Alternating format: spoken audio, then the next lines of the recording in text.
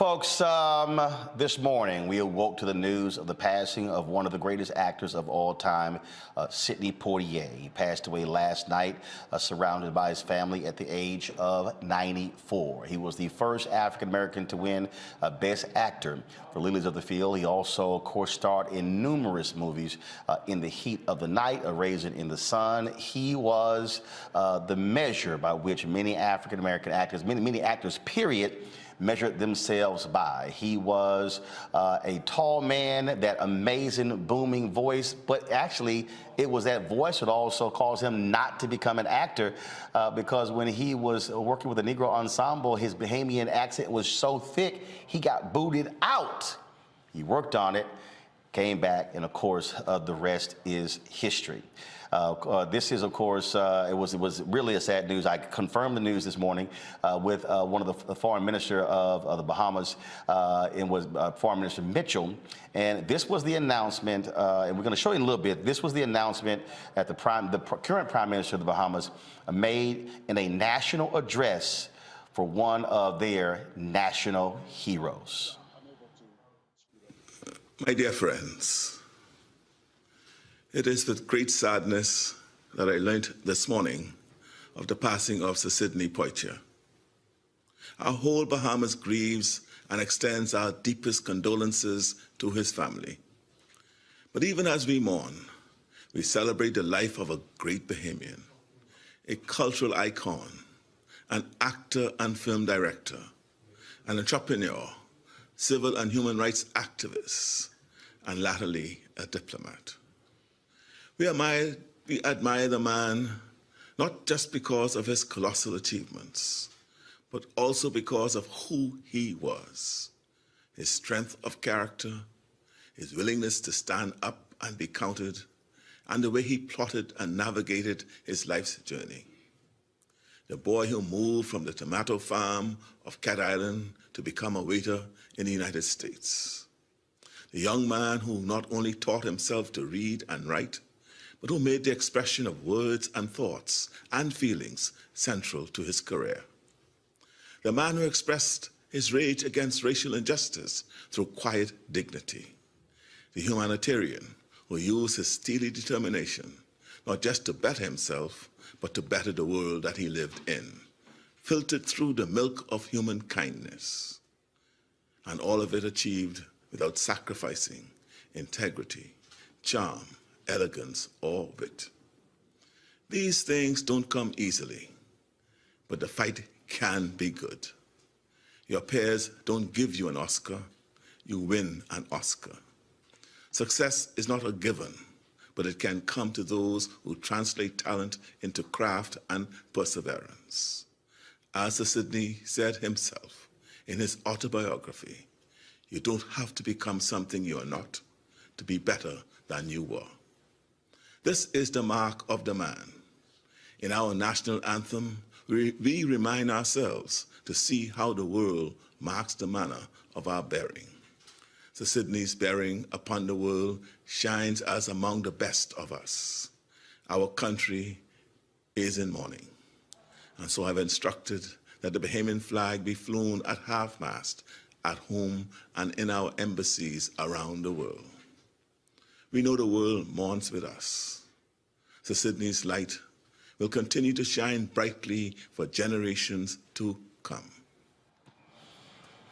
All right, folks, we're joined by three incredible actors in their own right. Clark Peters, he joins us live from London. We're also joined by Harry Lennox, Blair Underwood. Of course, we still have Dr. Greg Carr, who is still with us. Clark, you are the senior statesman among this group of actors, and so I'll go ahead and begin with you. Share with our audience your thoughts, reflections on Sidney Poitier. First time you met him, what was it like? Just whatever you have to share. I was doing, well, first of all, thank you for that. And I think that the Prime Minister of the Bahamas said what was needed to be said for all of us.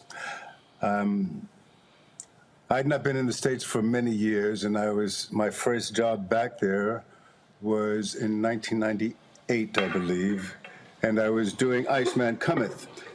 And at the end of At the end of the show, I got a call to come down to the stage. Someone wanted me to meet me. And I came down and entered stage right, and there was a woman there who said, "My husband wants to, would like to talk to you." So I crossed the stage, and it was dark. It was after the show, and I was looking down to make sure I didn't fall, and I saw a pair of shoes. And the shoes turned into some cuffs and legs, and I followed them up in the shadows, and there was Sidney Poitier. And I almost fainted. I let him know that I had read his book and wanted to talk more about distribution, film distribution, as well as production and directing. And he said, "Well, there's no use in writing, producing, acting, directing if you don't have distribution." So that's the conversation that unfortunately I never had with Sidney, but I know that I stand on his shoulders, as we all do. Blair, And I'm not too sure. Go ahead, Clark. Go ahead. I wasn't too sure. It was silent there, and I didn't know whether I was just talking to myself. No. You can go ahead. I'm giving everybody space to share. Oh, I could go on. I could go on, Roland. From his politics, to his acting. A man who started on the stage in Harlem and wound up on the stage of the world. These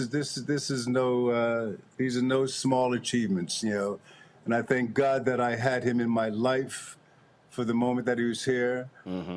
And I will continue to carry on the way that he has mentored all of us to be, with integrity. Play your truth. You're an actor, play your truth. Don't sell out. Tell your story. Use your craft to mold and change the world. Simple as that. I got that from him. Blair Underwood, you posted a photo on Twitter today of a conversation you and he had on stage. I think we had that photo, so the guys have so show it. And he was certainly the gold standard. When I do interviews with actors, when they talk about who do they want, who do they look up to, who they love to work with, the first name that always comes out is Sidney Poitier. Absolutely. First of all, Roland, thank you for having me tonight. Man, Harry, Clark, everybody on the Zoom, it's great to see you all. You too, baby. And to celebrate Mr. Poitier, if you knew Mr. Poitier, he was a man, in one sense, my heart breaks, but he was a man of such joy, had such a great sense of humor, and would always find the happiness in every moment, the upliftment in every moment. But you're right, that quote you're referring to, he said to me years ago, he signed in his book, his memoir, he said, I expect twice as much from you than I did from myself because you are better prepared. He said, I had an accent I had to overcome. The opportunities weren't there at the time, so I expect that much from you and more. So I carry that always. As I said, I hope to make him proud, and he was there. I love hearing Clark's story, because that's how I met him. The first time I met Mr. Poitier was on a plane ride. It was my first week I was doing LA Law. It was in the 1980s, and things were opening up career-wise. And I had left college, and I had to write a final thesis. So my 3 years out in the world would serve as credit for that year and a half I missed at school. And I was going to spend that plane ride from New York to Los Angeles writing that thesis. And as God would have it, I walked, on the plane. I turned the corner, and like Clark said, the first thing I saw were these feet. And these long legs, and this tall, elegant man was sleeping, and my seat was right next to Mr. Poitier. Wow! For those 5 hours. That thesis ended up being this 5-hour conversation with Mr. Poitier, and he'd just been there every step of the way, every part of my career. He'd been there. I did a one-man show once, 99-seat theater, and he was there on the front row. But like Clark said, he mentored so many of us from afar and intimately. For him to take the time after a show to say, I want to see you, tell his wife, please, I want to see and meet this gentleman. I am eternally, and so many of us feel this way, just grateful for his humility and selflessness. Harry Lennox, you are not a small man. You are also rather tall, big brother. And anyone who met Sidney Poitier, when you talk about people talk about stature, but he was a tall man. He towered over people. He had stature. presence. Well, yeah, you certainly. I mean, in bucket loads of it. But what an honor to be able to talk about it. I didn't have the great experiences of a personal connection like Brother Blair and Brother Clark. But actually, the first time I ever saw him in person, he was somewhat older, and I was in awe.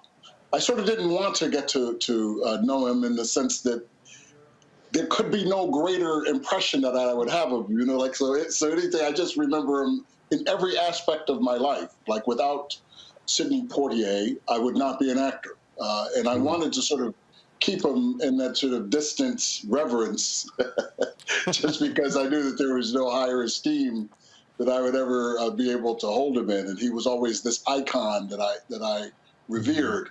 I think about all of the credit that he gets for what he did off screen, but what he did on screen can never really truly be equaled. That is to say, he was the first, perhaps to this day, the only person who embodied the ethos of the time. I mean, he was the icon of the civil rights movement. He was the sort of aspirations of Black people in the American experiment. He didn't have to say anything other than he ever said off screen, or off stage. Everything that he did on there was the very epitome of the hopes and dreams of the people. And so, there's really no way to get around him. I don't think. He is a titan. He cannot die. He is an indelible part of the American fabric of film history. There's nobody like him. There will never be another person like that. There can be no sort of reinvention of the wheel in that way, or putting the toothpaste back in the tube. He did it just by what he represented through his vocation. I'm gonna do one more round with each one of you. We got tons of people who we have booked on the show, but I want to play this. This was a news conference where Sidney Poitier, at his best, chastising the media for placing him in a box. Clark, I want you to respond to this after we play it. Watch this. There are many aspects to my personality that you can explore, I think, very constructively. But you sit here and ask me such one-dimensional questions about a very tiny area of our lives. You ask me questions that fall continually within the Negro-ness of my life. You ask me questions that pertain to the narrow scope of the summer riots. I am artist, man, American, contemporary. I am an awful lot of things, so I wish you would pay me the respect due and not simply ask me about those things. That was 52 seconds of brilliance, Clark. The world doesn't begin and end at the Atlantic and the Pacific coast in America. The world and artists and our artistry is bigger than all of that. And not only should the flags be at half-mast on that island, they should be half-mast across America. And when America can raise itself to the level of integrity that Sidney is addressing here, then we might be somebody. But right now, they still need to be chastised the way that Sidney has chastised them in that interview. Blair?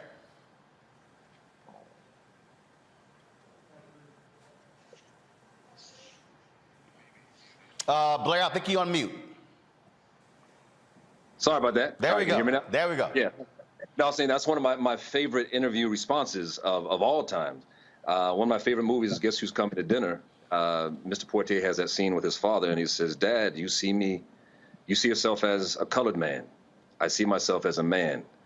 his response in real life was an expansion of that moment in that movie. And so many of us as black actors, I know speaking for myself, I am profoundly proud of my blackness, my Negro-ness as it was back in the day.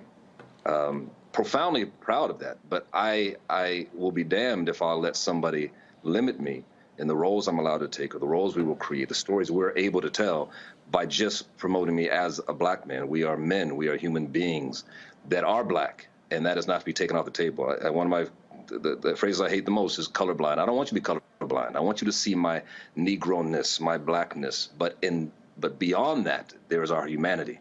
And he spoke to it so eloquently in that moment. It's as relevant today as it was then. Harry Lennox, he is not limited to acting. He was a director. He was an activist when it came to the work in the civil rights movement, but he also was a diplomat serving as ambassador. And so Sidney Poitier was a Renaissance man. He wasn't just in front of the camera. That's very true. I think he falls, he was sort of the natural successor, I should say, of the great Paul Robeson. That is more than an actor. But, I think whatever, the anger that he had in that moment at that particular time, he achieved what he wanted. I think that now people do see him as all of the, what he's asking for, clamoring for, really, in that response, he achieved. And I think that that's probably the greatest tribute that we could pay to him. It's very interesting. Brother Clark was talking about, he said, without distribution, what's the point of doing all of these things? And I'm reminded of the fact that, even there, he had achieved already in some measure those things that he was then instructing and mentoring us to do. He was one of he was a member of United Artists, for example. So he was about producing, directing, doing those things that he suggested, living the examples that he set forward, and encouraging others to do. So he did it. I don't know what else we could have expected of an artist. I think that he paid dividends on anything that we might reasonably expect for somebody that we admire and emulate to be able to do that, and then some. As I say, he's a hard act to follow, and I take great solace in the fact that he got to see all of his flowers while he was alive. Indeed. Well, not only got to see the flowers, but he also got to see the next 2 to 3 generations of black actors follow in his footsteps, and to be able to be on the big screen, the small screen, streaming, all of those services. And he did pay attention. I'm not going to do it right now, but later in the show, I've never told this story, but it's a personal story of me and Sidney Poitier from 2013. And I'm going to read exactly what he said to me. Folks, absolutely blew me away. And again, when you talk about his grace and dignity, when you hear what I'm going to read, you'll understand that. And so that certainly was who he was. Clark Peters, Blair Underwood, Harry Lennox, gentlemen, I certainly appreciate y'all joining us here on Roland Martin Unfiltered on the Black Star Network. Thank you, Roland. Thank you. Have a good night. Brother. Thanks a lot. Being with your comedy brothers. Like to share the screen with you guys. Yes, indeed. Folks, we've got a lot of folks who are going to be joining us, sharing their thoughts and reflections on Sidney Poitier. When we come back, we'll talk with Clifton Davis, Glenn Turman, and also show you when President Barack Obama awarded the Presidential Medal of Freedom to Sidney Poitier in 2009 at the White House. You're watching Roland Martin Unfiltered as we remember the great Sir Sidney Poitier on the Black Star Network.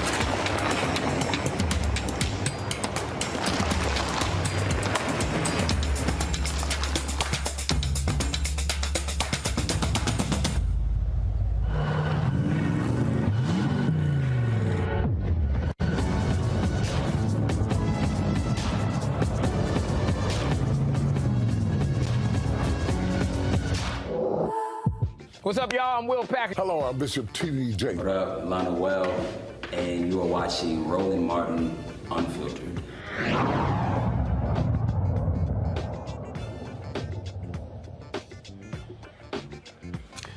Folks, we reached out to a lot of people today who want to share their thoughts and reflections about Sidney Poitier.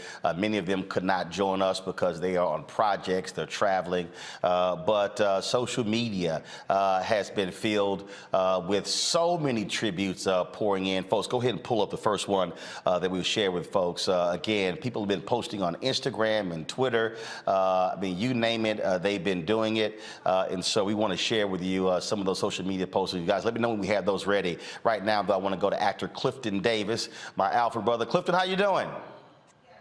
I am blessed and saddened, so deeply saddened by the passing of this giant, this amazing human being who touched my life profoundly. Share with us your personal recollections, meeting, talking with, acting with Sidney Poitier. Share with us.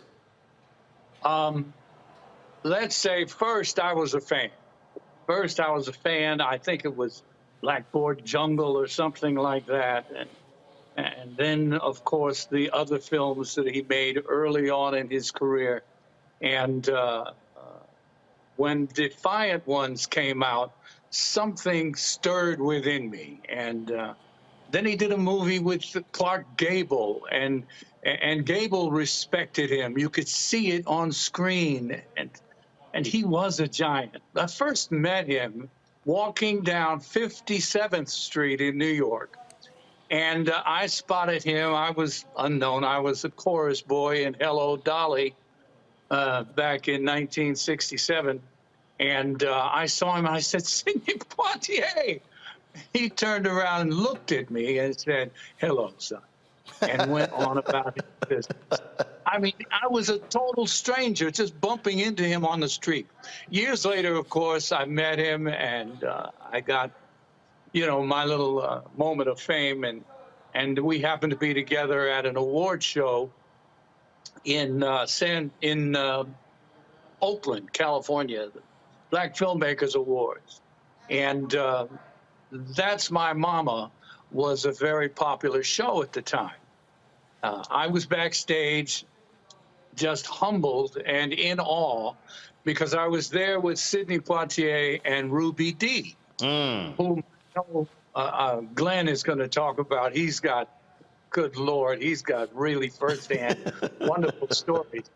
But I stepped out of the door, and there was a crowd of young ladies out there who were screaming and tearing at my clothes and trying to get me. We backed into the theater, and Sidney was standing there, and with the most charm you can imagine, he looked at me with a twinkle in his eye and said, Clifton, what did you do to those young ladies? I said, Sidney, I'm trying to do what you've been doing for 25 years. Let me try to catch up just a little bit. He burst out laughing because he was making a joke, obviously. But he was very kind and very gracious throughout that day, and always humbled. He didn't walk around like, I'm the first black man to win an Oscar. He was someone who was approachable. He had so much dignity. He inspired me so much because he was black nobility, and he was so tall, he was a giant.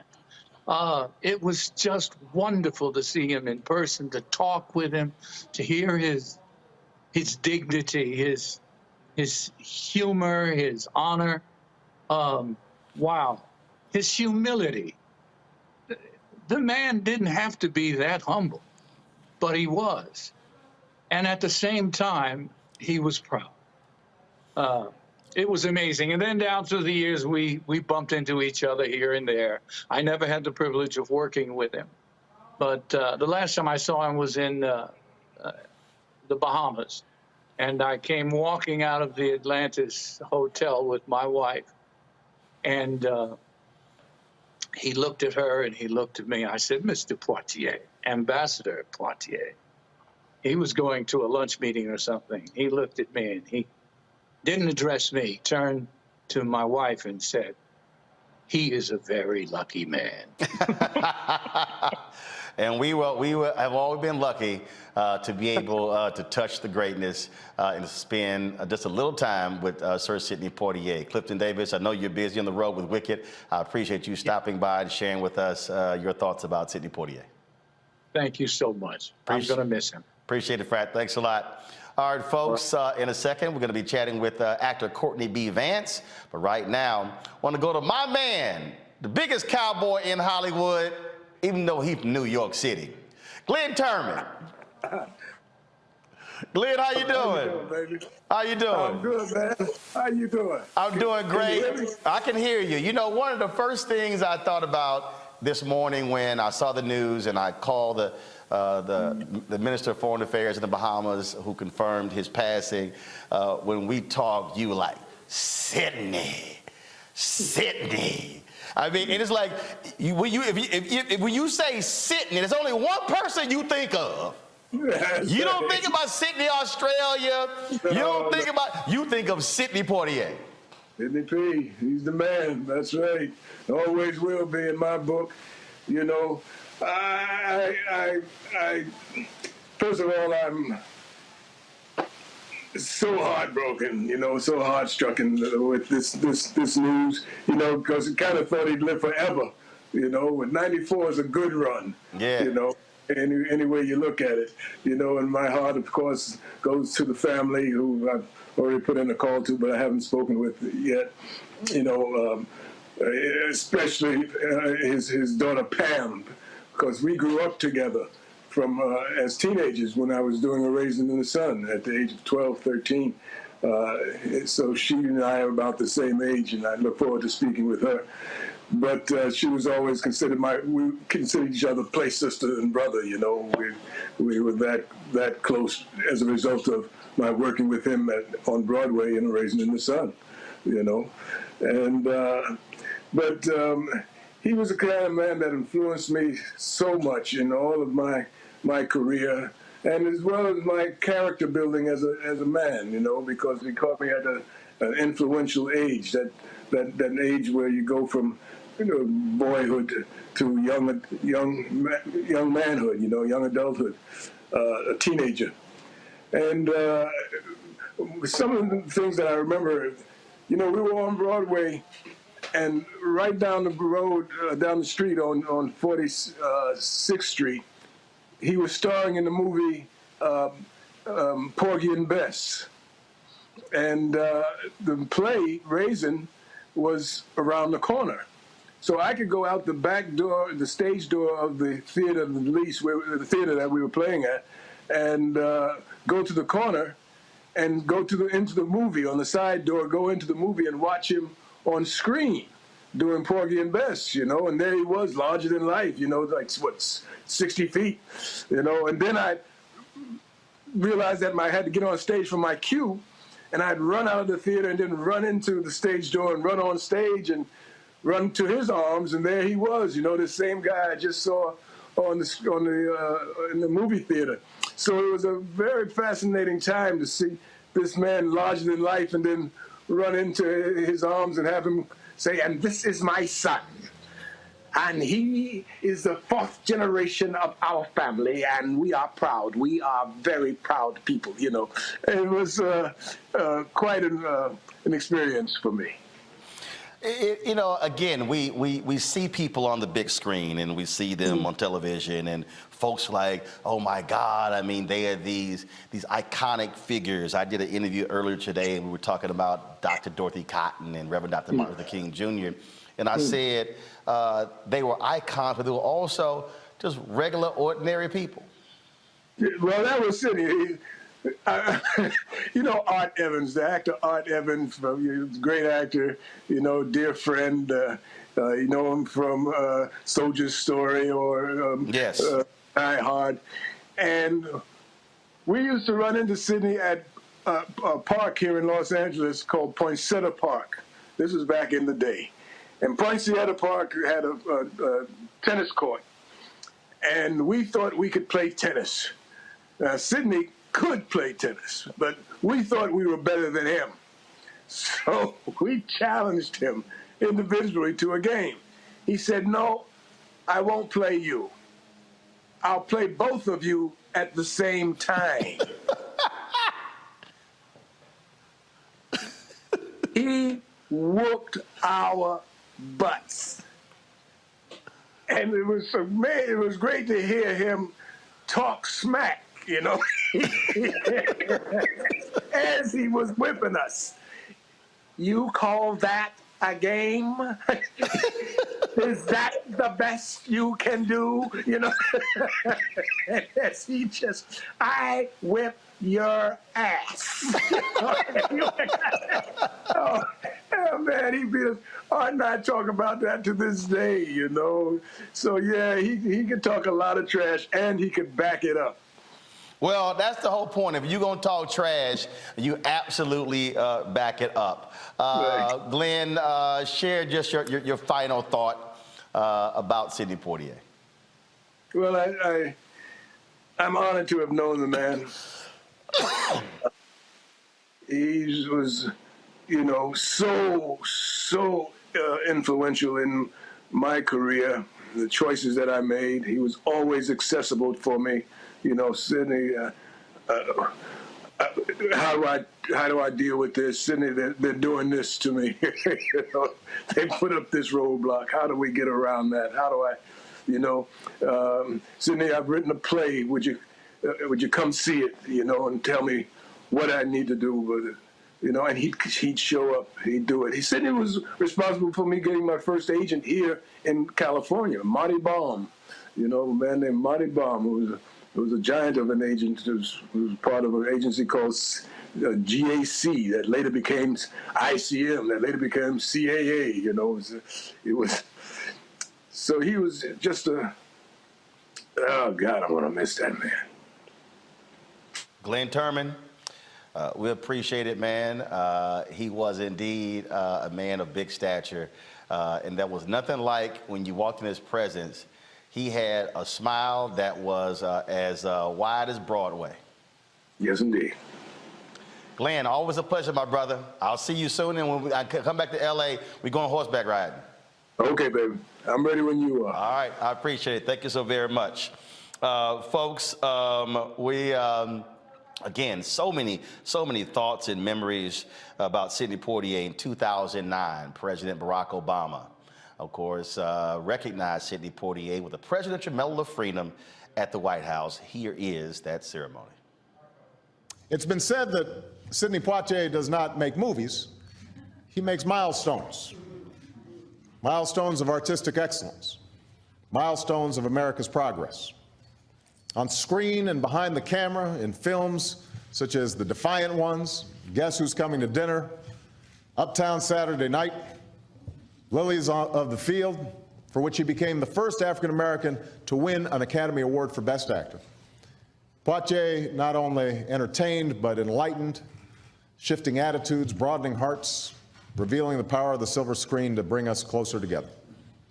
The child of Bahamian tomato farmers, Poitier once called his driving purpose to make himself a better person. He did, and he made us all a little bit better along the way. Sidney Poitier.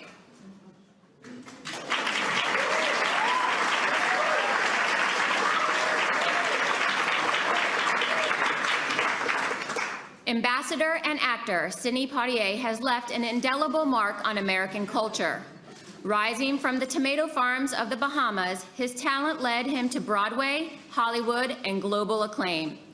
In front of black and white audiences struggling to right the nation's moral compass, Sidney Poitier brought us the common tragedy of racism, the inspiring possibility of reconciliation, and the simple joys of everyday life.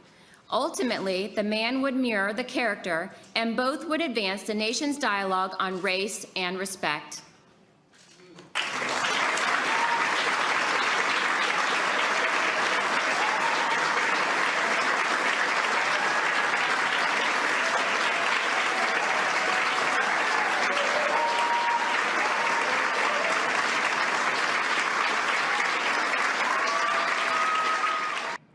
Joining me now now, two great actors, stage and screen, Courtney B. Vance and Norm Lewis. Gentlemen, glad to see you. Looking good in that brim, Courtney. Thank you, sir. Thank you so much. Thank you very much. Courtney, I'll start with you.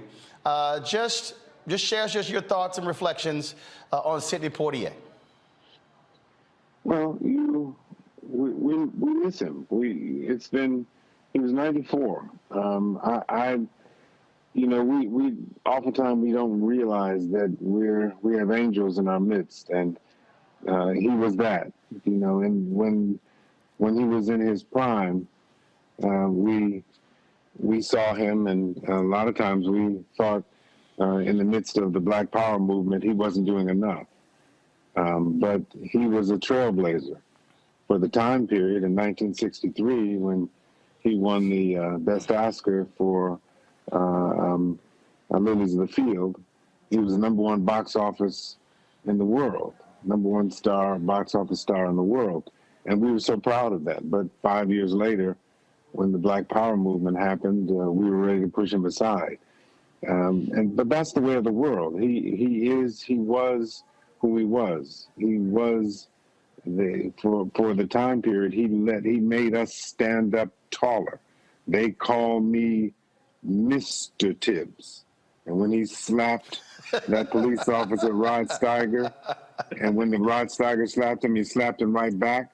That was a revolution. That was a revolutionary movement. That was a revolutionary event. And that cannot be taken away. You can't look at things from 2020, 2022 eyes and go, oh, yeah, he was an Uncle Tom, whatever. No, no, no. He was a trailblazer. He always was. He always will be. And we have to recognize that he was an angel then, and he is and always will be an angel for us. He is as tall as Nelson Mandela was, as Obama was, as Ossie Davis was, as MLK was.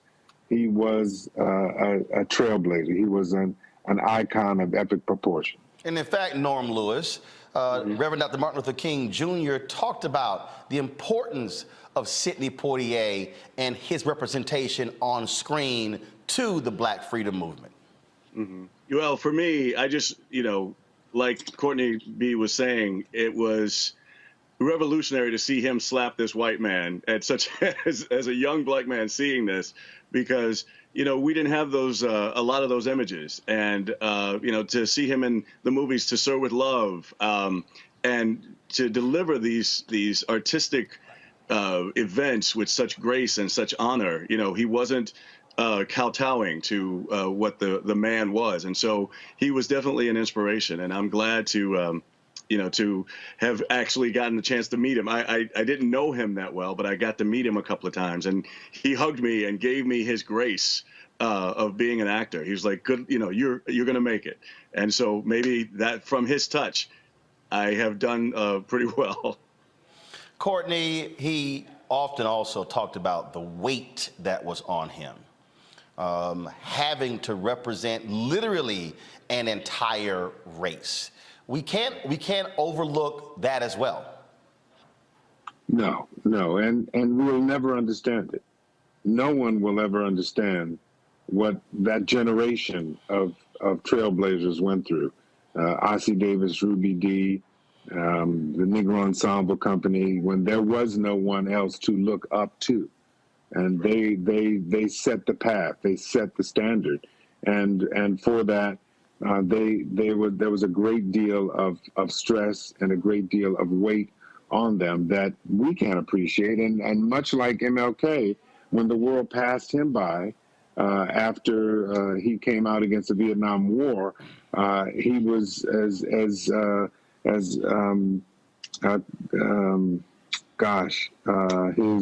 right-hand man, Andrew Young. Yes. Andrew Young said he was better off dead. He was so depressed about the fact that the world passed him by.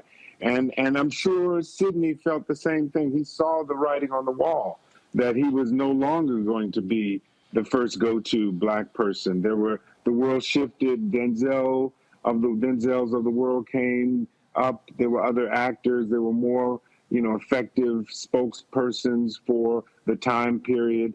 And that's just the way the world goes and works. And he understood that, stayed tall, did other things, directed. Bill Cosby and he did some wonderful things that lifted us up. But his legacy will always be what it was. He was, quote unquote, the man. Indeed, indeed. Norm, final comment, please. I just want to say thank you to bring all of us as black men to honor such a great legend. We are his legacy. And so thank you for this opportunity. Yeah, you will definitely be missed, but we will remember him in his books and his movies and everything else. So we miss you and we love you. Indeed. And Courtney, when you were talking about those movies with Bill Cosby, A Piece of the Action, Uptown Saturday Night, Let's Get It On. Let's Get It On. No, that was the song that was in it. It was three movies. That's Marvin Gaye. And Sidney directed all three of those movies. And when we talked before, I was joking with you. I was like, man, when are we going to see you in the comedy? And when we got you on the show today, the first thing I thought about was Sidney in that comedic role in those three movies with Bill Cosby. So maybe somebody would do a sequel to Uptown Saturday Night starring Courtney B. Vance. Well, he taught us how to be. He taught us how to transition. He taught us how he taught us. He was continually teaching us to let it go, let it change, let me be me. And the world is shifting around me. I've got to shift with it. You've got to shift and let me be different. And he showed us how to be. He showed us how to transition into silence, because there was time for him to go quiet. Now, there's a time for everything in life. That's what my Bible tells me. So I know that I was honored to have been in his presence. His wonderful, beautiful daughter, Pamela Poitier, took me into his presence in the house, in the big house, and I was able to sit with him and fellowship. It was one of the seminal moments in my life. And like Norm, I'm just grateful to have had a moment with him, to be able to say he knew me. Yeah. Little old me from little boy from Detroit, hanging with the giants. I'm just happy. Courtney B. Norm, gentlemen, I appreciate it. Norm, I hate that I was so busy I couldn't come see your play in New York, but we definitely gonna make that thing happen. Watch Women of the Movement. Watch that. That's so it's on Hulu. We'll be watching it. All right, gentlemen, I appreciate it. Courtney, tell the Queen I said hello. Certainly will. Love you all. Thank you, Roland. Thank you so much. Thank you very much. Thank you. Before we bring up our next guest, Dr. Greg Carr, the point that Courtney made there about just how vital Sidney Poitier was to Black America during that tumultuous period of the late 1950s and the 1960s cannot be underestimated. Tonight has been, and it will continue to be, I'm sure, but so far it's just been nothing short of remarkable. Norm Lewis said something that's been reverberating in my head from the first moment when Clark Peters began to talk. We all, of course, you'll see a lot written in the white-facing press about the Academy Awards evening when he and Denzel held up Oscars to each other, and Halle Berry read the genealogy of Black women who she followed in footsteps, a kind of Black family moment inside the Academy Awards. But tonight, to have this many Black men, and there are so many deep connections between them that run through Sidney Poitier. The Yoruba people have a word, etutu. It means coolness. There is something that ties together every one of those Black men actors we've seen so far. They don't take roles where they bucking and eye rolling and they're all cool. You don't see a lot of teeth.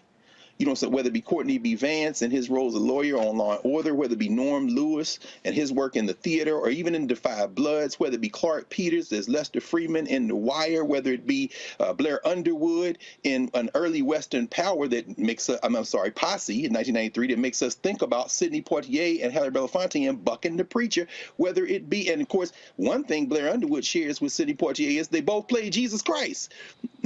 Blair Underwood but people forget that there was a film called Brother John that Sidney Poitier made. It's one of my favorite Sidney Poitier movies, where he basically said, what if Jesus came back to the South in the middle of the 1970s? What would he do to judge the world? I mean, so you see, and of course, Harry Lennox. Nobody's cooler than Harry Lennox. I think about when he played Adam Clayton Powell. The power of Sidney Poitier, and I love the way Brother Vance framed it. During that moment, he was critiqued. He was critiqued widely, particularly among the younger folk, but he was so subtle, because if they had gone back even 20 years after he's had some success in film, his first movie, No Way Out, he plays a medical doctor. He plays a South African in a film based on a novel out of South Africa, and then plays two African characters. The one we mentioned with Clark Gable, he had been in a film with Rock Hudson playing an continental African during the anti-colonial movement. Sidney Poitier was very careful and deliberate about his roles, and he was teaching all the way through. And that clip you showed where he was like, yeah, you know, you can ask me about a whole lot of other things. In the wake of that, perhaps his blackest films, these are the things that I find the best. I mean, that trilogy, Uptown Saturday Night, A Piece to Action, Let's Do It Again, as you say, when Mavis State was coming in, Bucking the Preacher, Brother John, and then that slap, when Sidney Poitier, I remember something Clyde Wood said, a film historian said, you know, black people don't get to slap white people on film. And so, in fact, he quoted Dick Gregory. He said, the white man would have had to burn your house down, rape your wife, kill your dog, and then you might be able to look at him crazy. But when that character, Endicott, slapped him, and he turned around and slapped him again, there's a line that white man says after that frankly, me and my friends, this is our joke, right? When you see a white person who you know wants to say something crazy but knows better, we repeat the line Endicott said right after that, which is, there was a time when I could have had you shot. You can see it in people, but you ain't gonna say it. But who is that butler standing there, the black man looking at this go down? The great Jester Harrison, which is from that generation of Canada Lee, which ties us back to Paul Robeson, which takes us back to Frederick O'Neill, as you said, told the man, you can't act. And then he said, well, can I be a janitor and just clean up here? Okay, you can keep having acting lessons. Frederick O'Neill named his early theater company for Ira Aldridge, who was Paul Robeson's hero. What connects all those cats together? Coolness. Sidney Poitier was a revolutionary. He was a revolutionary because he never allowed himself to portray who we are to the world out of pocket with a stereotype. And every actor you've had on so far, Roland, if we think about their roles, none of them have either. And that's a testament to him. And, of course, Denzel and the rest. Now, not everybody on the show tonight is a brother. I've invited a lot of sisters. People have been very busy. They're acting. Sure. Debbie Allen, my fellow Jack Yates alumnus. She, of course, choreographer, director, actress. She a Renaissance woman herself. And, of course, y'all, she had that killer speech at the Emmys when she was just honored. Debbie, it's always good to see you. Thanks for joining us to share your thoughts and reflections on the great Sidney Poitier. Thank you, Roland. Nice to be here and a cause of celebration and honor. Take it away. Just share what you want, what's on your mind. Well, what's on my mind is that, yeah, Sidney Poitier made such an incredible impact on me as a child. You have to know, growing up in the South in Texas, where there was a movie theater that was segregated and that certainly played movies with, you know, Elvis Presley and all the white stars and Tammy, all those movies. It was so great to go to the movie theater and see yourself up on the screen. I never will forget seeing Porgy and Bess one Christmas. It was the biggest thing in the whole family that we all went to see Porgy and Bess, and we saw Sidney Poitier, we saw Dorothy Dandridge, I saw Sammy Davis, Brock Peters, but Sidney Poitier became a real inspiration to all of us who, even as young kids, had ideas about what could be possible.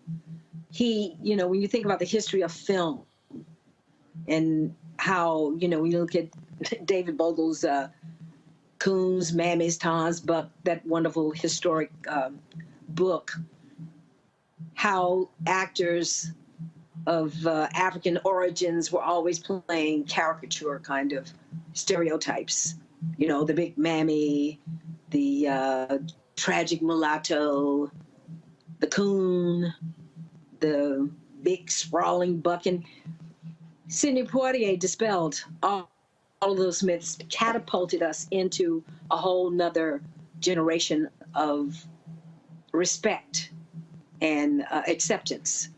He was, for the first time, a Black man who was articulate and always played scenes with great dignity. And, you know, all of this was so much about what was acceptable to white people. But at the end of the day, it was his talent that emerged and went beyond even placing him in a place where he was acceptable. So Sidney has long been the inspiration for the great actors that we know today. Denzel Washington idolized him. They had a very close relationship throughout all this time, even when he was very, very challenged with his health. And Chadwick Boseman, all of them would pledge allegiance to the legacy of Sidney Poitier. Share with the audience this thing. It's very interesting. I mean, I've been around musicians and actors and folks in these different fields, and when you talk about music or also entertainment, there were few entertainers where entertainers were like, not, I hate to use the word groupies, but for lack of a better word, groupies when they see them. And so Prince was one of those folks. When we talk about actors, like if Sidney Poitier in the room, I don't care who you are and how many awards you got, you walk over, I won't necessarily kiss the ring, but you gonna bow down to say, that's the great Sidney Poitier. I mean, and that was something about being in his presence and watching how others reacted just being in his presence. I think that's a very fair statement. I've been in his presence many times. But what I noticed even more was his love of young people and the willingness to take time to touch them, to be with them, to, you know, inspire them. He never was one that was resting on the laurels of his greatness. It was his humanity that spoke much louder than anything else to me. Well, one of the things, I was watching Stir Crazy the other day, and about a month ago, and I'm sitting there, and I didn't even realize that he directed Stir Crazy. And then I immediately went to IMDb, and I was like, wait a minute, he directed this and this and this. You know, same for you, going, not just being somebody, you know, who's acting, but also directing and producing. That was all, I just literally it never occurred to me that Sidney was also directing. Well, he was a man of many means and such great talent, which is so, it'll be a time right now where people will start. I just taught my middle school class, and I changed the whole curriculum today to be all about Sidney Poitier, the legacy of Black people in film, and why young people need to not just see everything as what it is in the moment, but look back as to how did this happen, where it is right now, and where might it go, because they are the future. So we spent the day today, and I'm talking about 10 and 11-year-olds who don't know who Sidney Poitier is. So we spent the whole afternoon. I played excerpts of To Serve With Love, which I thought would relate to them. I played excerpts of Porgy and Bess. All of these things. You know, this is going to be a time for us to educate a lot of young people, not just what we remember, but also teach them the history and how do we get to a Denzel Washington? How do we get, that's right, you know, to the next Chadwick Boseman or to the Michael B. Jordans of the world? How, you know, where is their inspiration? Indeed. Debbie Allen, always good to see you, always good to chat with you. Please tell your sister, fellow JY grad Felicia hello, and also my man Norm, tell him what's up as well. I will, and thank you for this conversation. It's very, very meaningful and valuable. Debbie, thanks a lot. Take care. Okay, bye. Folks, Sidney Poitier was not just an actor, director, humanitarian. He also was a diplomat. He served as ambassador to Japan for the Bahamas. So joining us right now is someone who knew him quite well, and that is the former Prime Minister of the Bahamas, Perry Christie. Doc, how you doing? Oh, I'm doing fine, Roland, and I can tell you that as a result of listening to your program, I am now very, very pleased that we gave Sidney Poitier as a gift to the United States of America and to the world. Everything said today demonstrates how wonderful his impact has been. A great source of inspiration, not just to the United States, but to countries like ours. And particularly when I think back of him, that if you look at the 50s, when he did the film No Way Out, acting as a doctor, faced with bigotry, describing by his performance the ugliness of bigotry, and demonstrating a very, very 21st century way of dealing with it, and allowing us to know the level of dignified presence he had. So I'm so happy, my friend, to be able to pay tribute to Sir Sidney Poitier, because he was a Bahamian who was an exemplar for the world. And the final point I'd want to make about him is that to all persons who have some question as to what they could become, they despair because they've had little education. Sidney Poitier's human experience must stand as one of the greatest sources of inspiration to all who would wish to achieve something for themselves. Starting in very humble circumstances on an island in the Bahamas, working at a time where he had to teach himself, work in menial jobs. It is unimaginable that he could have dreamt of becoming an actor for all it took. Yet he did it, he achieved it, and he achieved a level of magnificence. So this, to me, is the greatest asset for all of us that we should preserve. Someone whose journey is so enriching, so powerful in his reach, and so meaningful in the way that he was able to do it, notwithstanding inhospitable conditions, racial bigotry that he had to overcome, and to do it with dignity, using his charisma, and most certainly that character that shone through. And I can tell you, sitting in his home, surrounded by books in Los Angeles, and I said to myself, here is a man who had to teach himself to read, and he's now become an author. Here is a man who, when he speaks, you almost feel like eating his words. He speaks so properly, so firmly, so clearly. And I'm just trying to emulate when he sat in my office and we spoke, how extraordinary his impact was. And as has been said, he walks into a room and his presence is magic. We owe so much to him, not just in the United States of America, not just in the Bahamas, but the world.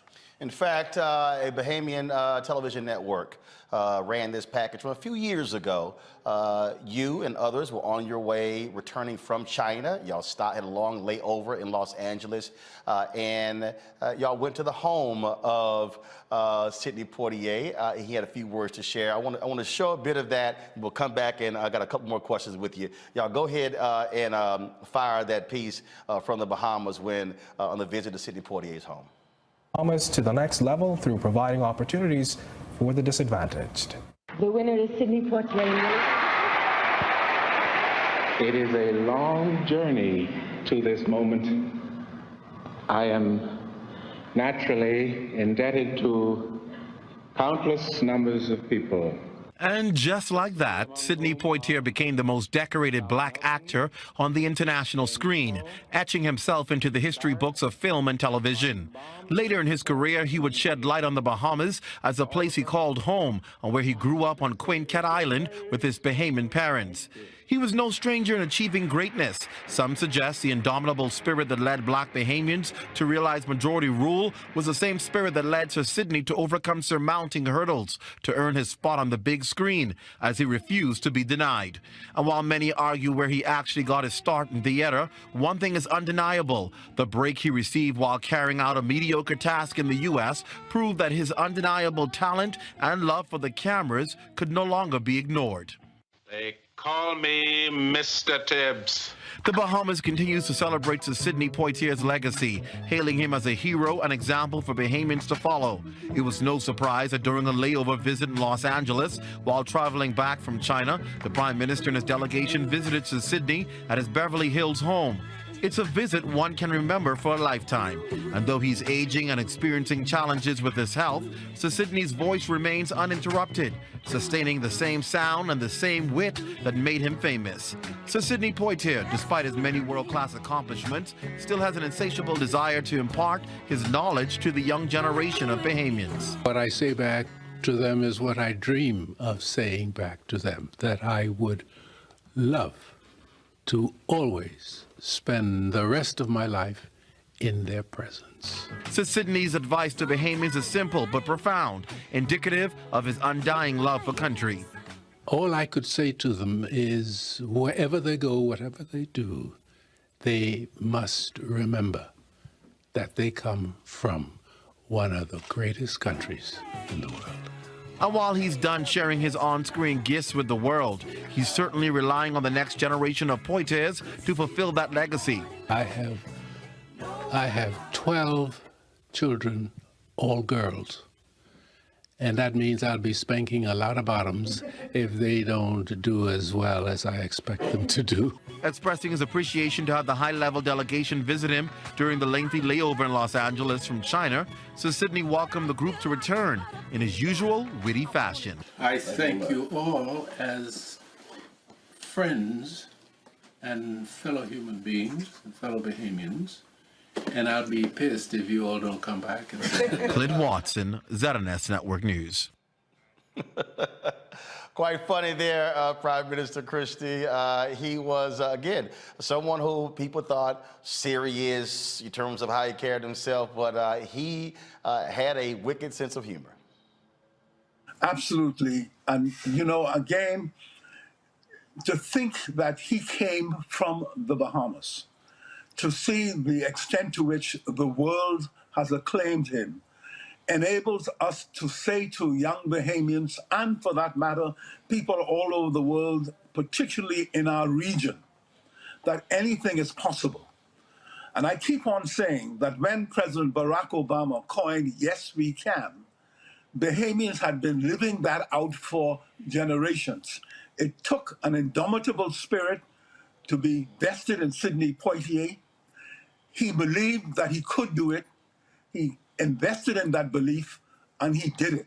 Yes, we can. So long before President Obama came into being, people like Sidney Poitier and thousands of others throughout the world and region believe in themselves, and they have a source of inspiration in Sidney Poitier to emulate.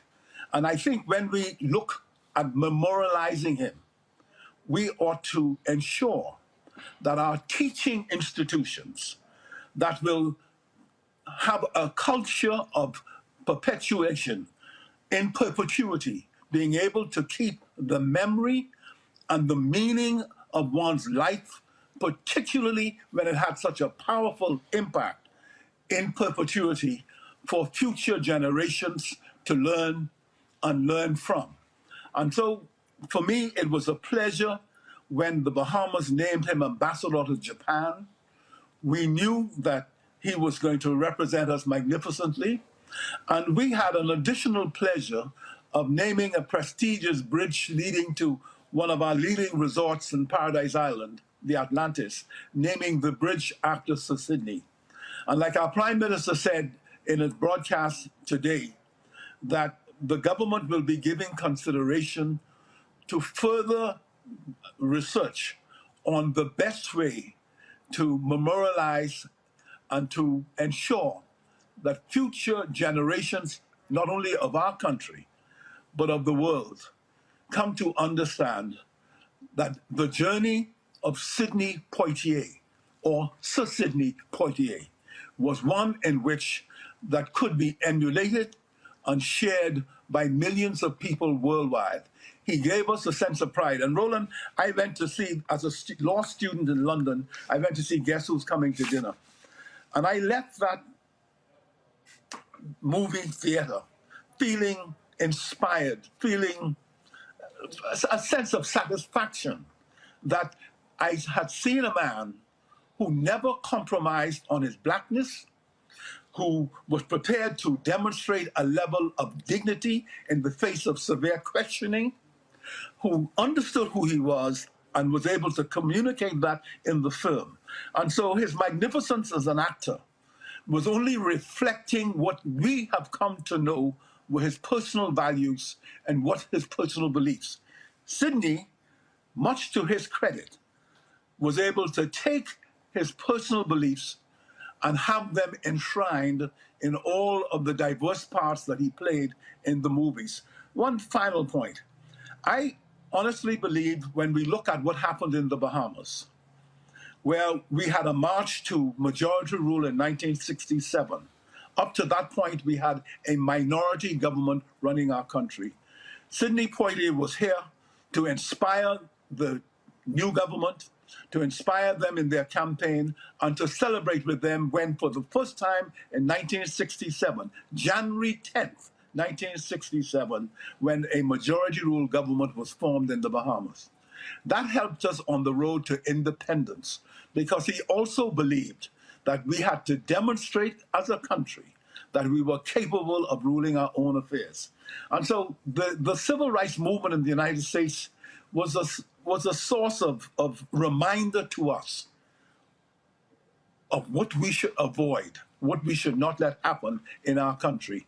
And I can only say that the movies that Sidney Poitier did helped to shapen and strengthen the level of consciousness on the part of the Americans towards enabling them to understand in increasing numbers the rightness of the cause of Dr. Martin Luther King and all the others and all the other messengers who came behind extolling the virtues of equality before the law and equality in the United States of America. And that happened to be a voice and a message that the world must see, understand, and continue to work on and continue to enhance.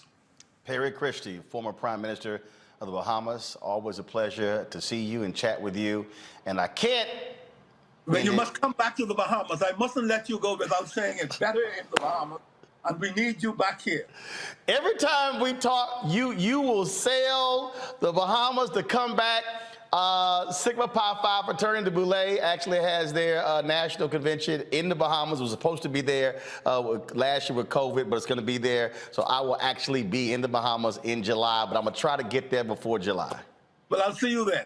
And I can't let you go. I always tell people, never just go to the public figure. Always say hello and greet the wife or the husband. And so every time I need to get to you, I call Bernadette. So you please tell your gorgeous wife I say hello and thanks a lot. She's listening to you, and you know you are one of her favorite personalities.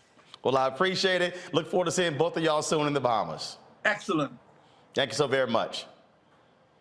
Greg Carr, I don't think people here really understand what it means to have Sidney Poitier as a national treasure of a country like the Bahamas. No, I mean, how could we? How could we? We're born in a country where we are minority. And, you know, something very interesting, Roland, listening to you talk to the former Prime Minister and how you opened this evening with the current Prime Minister, Brother Davis, and the Deputy Prime Minister behind him. Those brothers are cool.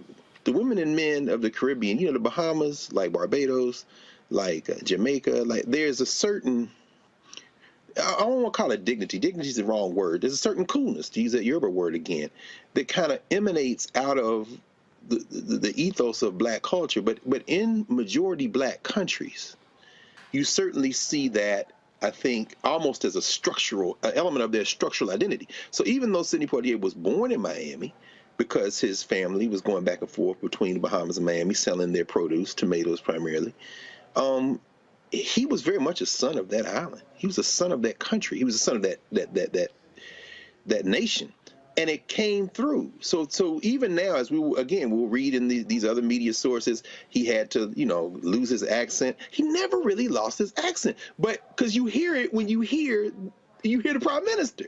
In other words, he shaped it to its purpose, and so I think it is kind of difficult for us because we will tend to read Sidney Poitier through a lens that is an American lens. Right. And that's a problem. Let me give you one quick example. People will talk a lot about To Serve With Love, of course.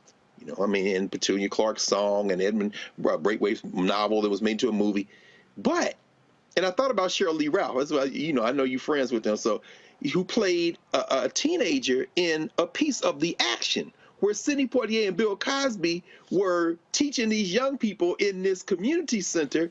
And I think that is that's closer to how I think black people should be thinking about even Sidney Poitier's work. When he had the clout, when he had the power, when he had the platform, he was literally helping us think about culture in a very kind of deep way. And I think a great deal of that, to the point that you're raising, really comes from the nation of his origin, even if not his literal birth, certainly his origin. He was Bahamian through and through. Absolutely. Folks, we're going to go to a break. Here is some of the American Film Institute tribute to the great Sidney Poitier. And on the flip side, we'll talk with more folks. Dondre Whitfield, we'll talk with actor Isaiah Whitlock, and many others as we continue to pay tribute to the life and legacy of Sir Sidney Poitier, who passed away last night at the age of 94. You're watching Roland Martin Unfiltered right here on the Black Star Network. How possible was it then, in 1967, to make a film like that in America? It was close to impossible, primarily because the industry was not ready for such a film, So it took a guy, Stanley Kramer, who said, I would like to make a film like this. Not because it's going to be sensational, not because it's going to be provocative, but because I'm a filmmaker in America, and this is a part of America. It is a part of America. And if I use this format, I could speak to the humanity in people. So he sent me a script. I read it, and I thought it was a wonderful idea, terrific idea for the time. Scene with my dad, who had difficulties with what was about to happen. It was interesting for me because I have a dad, a guy that I loved a great deal. And I had to use him as my emotional reference when I was speaking to my movie dad, played by Roy Glenn, fine actor.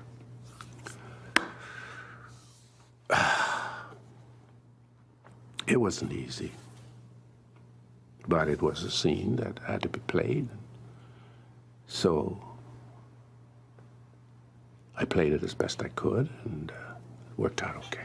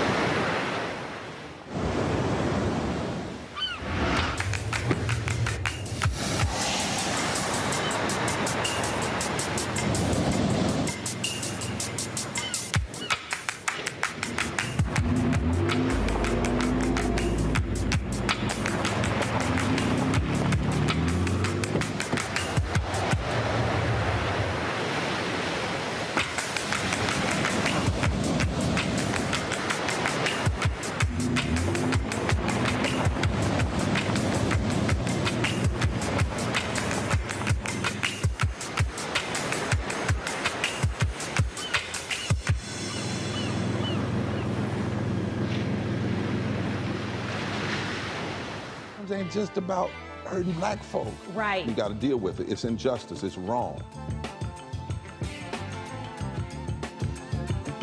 I do feel like in this generation, we've got to do more around being intentional and resolving conflict. You and I haven't always agreed. Yeah. But we agree on the big piece. Yeah. Now, conflict is not about destruction. Conflict's going to happen.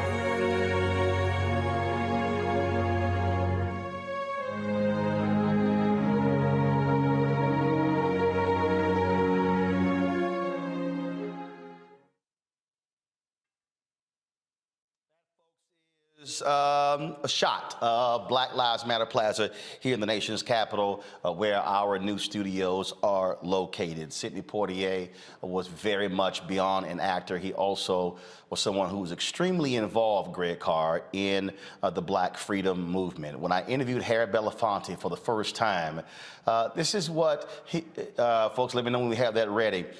He shared with me the role that he and Sidney played. He told a story of them traveling down to the South to deliver about $50,000 or $100,000 to free workers, Greg, in Mississippi, and they landed. They were shooting at their plane and their cars as they were driving off. It was a high-speed chase, and they're in the back seat tossing back and forth. And when they arrived there, Sidney said, he said, man, he said, I will never come with you again to anything like this. But Greg, when they walked into that room, and they saw all those young folks who were there registering black folks to vote, standing up to Jim Crow. Sidney remarked, and Mr. B talked about this in his documentary, but also in his book. He said, this is one of the great things of my life. He was very, very involved in raising money for the movement. Absolutely. Yes, he was. I mean, you know, I was thinking about you this morning, Roland, when we got the news. It occurred that while you were talking to Mr. B yesterday, that this moment of transition was taking place. And you talk about cats that have been lifelong friends. I mean, as you said, when Frederick O'Neill was like, dude, you really don't belong as an actor. You need to leave. And Poitier talked him into letting him stick around at the American Negro Theater to be, you know, to clean up in exchange for acting lessons. He made a friendship with Harry Belafonte. And, of course, Belafonte, who had family responsibilities, of course, young family at the time, didn't always make practices. And it was a practice that Belafonte missed that Poitier got his break because he was Belafonte's understudy all the time. So that led to Anna Lucasta. He got to go on the road, and the rest was history. But I raised that because they were more than buddies. They were brothers. And so when you riding with your brother like that through Mississippi, and everybody knows now, at least people should know, of course, the role Harry Belafonte played, they raised money. So while folk are going to the box office and applauding Harry Belafonte and going to the movies, they are raising money. They are putting in their own money. When Malcolm X was killed, was assassinated, you know, Poitier, Ruby Dee, Ossie Davis, Harry Belafonte put money together to make sure Betty Shabazz and the girls had a place to stay. I mean, he didn't have to wear a sign. The people who knew. And his activism is a book called Stars for Freedom that talks about the 1963 March on Washington. And, of course, we just heard the Prime Minister talk about a critical moment in the post-colonial history of the Caribbean where Sidney Poitier weighs in. Well, he's doing the same thing in the United States of America. For Martin Luther King, for the Southern Christian Leadership Conference, for the Student Nonviolent Coordinating Committee, to be able to rely on a Sidney Poitier means more than any of us can ever know. And all we have to do, as you have done over the course of your career, is talk to the people who lived it. If you want to know the contribution Sidney Poitier made to the Black Power movement, the Civil Rights movement, you don't look for that in the books for people looking through archives. You go to ask the people who were putting their lives on the line what it meant to get money, to get contacts, to get protection, for him to say a word in a space. Sidney Poitier, yeah, it's hard to even describe the role that Sidney Poitier played in that movement. In fact, to understand how close those two are, Sidney Poitier would have been 95 years old on February 20th of this year. Harry Belafonte's birthday is 9 days later, March 1st, when he will be 95 years old. This is the clip, some of what Harry Belafonte had to say in my interview with him several years ago that we aired on TV One. In your book, you also offered some advice to artists. And you talked about their responsibility and how they have the voice, the platform, to address these social, cultural issues. Assess this generation of artists, black or white, and are they as involved as you would want them to be on some of the critical issues facing this country and this world? From my perspective, by no stretch of the imagination can I say that the cultural community, the arts community, is anywhere near a commitment to doing things about changing the pain that exists in a lot of different levels socially. My mentor, Paul Robeson, once said to me that it was a great adventure that I and others were embarking on. So when I was quite young, Ossie Davis and Ruby Dee and Sidney Poitier were all listening to our mentor speak when he came to see a play that we were doing. And he said, you know, artists are the gatekeepers of the truth, are the gatekeepers of truth. And it is through you that people are going to be instructed about not only where they came from, but where we should be going. And I think if you look at great art, if you look at art that is in the service of social need, you'll find that the greatness of literature, the greatness of the fine arts, painting, all those things came from men and women of consciousness who tried to better the plight of human beings. In that context, I've often looked upon the power that we have in what comes out of celebrity. When I first went to Japan to sing, and I found myself before 50,000 Japanese trying to sing the Banana Boat song, I really understood power. I said, my God, here I am in a strange place with a bunch of people that I didn't know anything about except adversarially because of the war. And I said, here they were singing my song. And what do you do with this platform besides harvest money? How do you use this platform to impart a sense of our common humanity? And I think art that does that has been art that serves us well. And in my generation, we had a large number of people who stepped to the plate, whether it was Bob Dylan and Joan Baez, or it was Richie Havens, or it was Josh White, or it was Lead Belly. I mean, a litany of people. Sidney Poitier, all the actors of the period that did what they did. It's always about moving the human family ahead. And I think that artists have that power, and they have the obligation to sending out information and to giving ideas and thoughts to people that will help enrich them and get them out of the quagmire in which we find ourselves. If we draw a line. As one would expect, Mr. B, Harry Belafonte, is certainly taking the passing of his comrade in arms very hard. I did reach out to him and his family and offer an opportunity for him to join us on tonight's show to share his thoughts. And of course, we'll, whenever he's ready to talk, if he wants to talk, he certainly have an opportunity to come on the show anytime to do so. And so certainly our thoughts and prayers are not only with the Sidney Poitier family, but all of the folks who were extremely close to him over the years. Joining us right now is actor Dondre Whitfield. Joins us from Los Angeles. Dondre, glad to have you on the show. This is not an easy day for Hollywood, but definitely for Black Hollywood. Ro, good to be with you, but really saddened why we're getting together. I'm very emotional because Brother Sidney was, you know, we're fathered by so many different men in our lives as men to get us to come to the kind of manhood that we're required to come to. And so it's not just your biological father that fathers you. There are a myriad of men that should come into your life to play an important role to matriculate you into manhood. And while I didn't have a personal relationship with Brother Sidney, he fathered me in some great ways. What he taught me was that I could not only have great activism in my life outside of my home, but I can have activism in my work as well.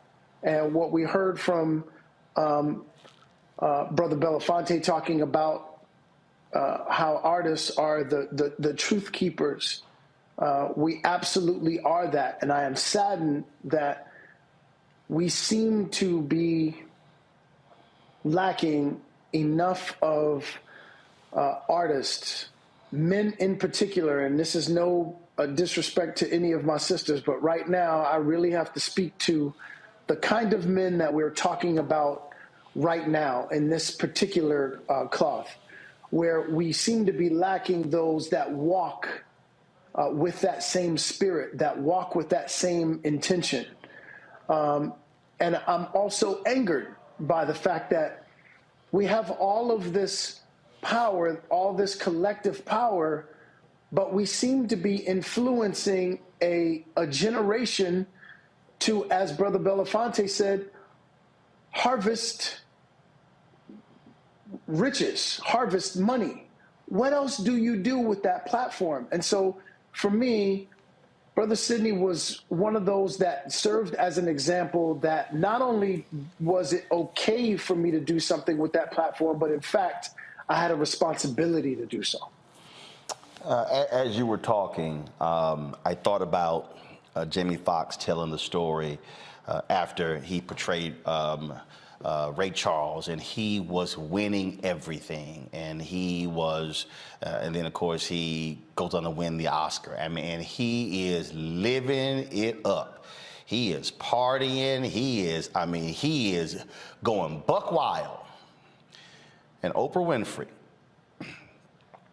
and Sidney Poitier go sit down with him and explain to him the responsibility that he now has. And he said it completely altered his perspective. That's also the kind of, as you say, fathering, if you will, that Sidney Poitier made sure to do. Yeah, it's so, I mean, I'm honestly having a tough time breathing because in this moment, in losing such a pioneer, such a stalwart in Brother Sidney, it makes me look. He played some great characters on the screen, but in this time we should be focusing on the great character that he had off the screen. And I struggle to think of brothers like that are even my own peers. I struggle to think of many.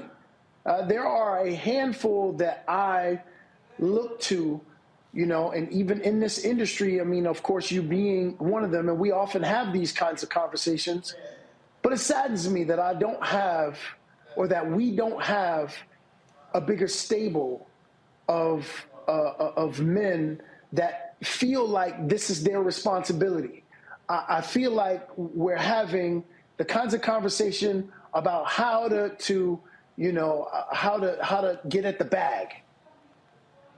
And I hate those kinds of conversations, because what it seems to suggest is that our lives are really about how we garner more in order to get clothes and shoes and jewelry and cars and make these live posts on Instagram about how we're living it up, as opposed to how we impact the lives. Brother Sidney had no idea that he was impacting me, but he was. And that's why every single day when I walk through this life, I know that I have to walk in a very specific way, because I know that I'm impacting someone's life. I have no idea who that is. I just know that that is what it is. And so I have that responsibility. And so given this platform, I know that my maker intended me to do something very specific with that. And I've been asked on occasion, what's the greatest role that you've ever played in your life? And I always say the role that I play as a man, because not throwing shade at anyone, and we don't have to name any specific names. I'm sure that we can come up with quite a few, but there are example after example of brothers who have not walked in a very specific way, and it has tainted and tarnished things that they've done in their career, even their great works of philanthropy, based on the things or the missteps that they have taken in walking this life out as a man. And so our activism has to be not only off screen, but on screen. And those are some of the greatest lessons that I took from Brother Sidney's life. And I'm so glad that you intertwined both Brother Harry and Brother Sidney, because they are great examples that I look to every single day about how I better walk my life out every single day. Dondre Whitfield, I appreciate it, brother. Thanks for joining us on Roland Martin Unfiltered to honor Sidney Poitier.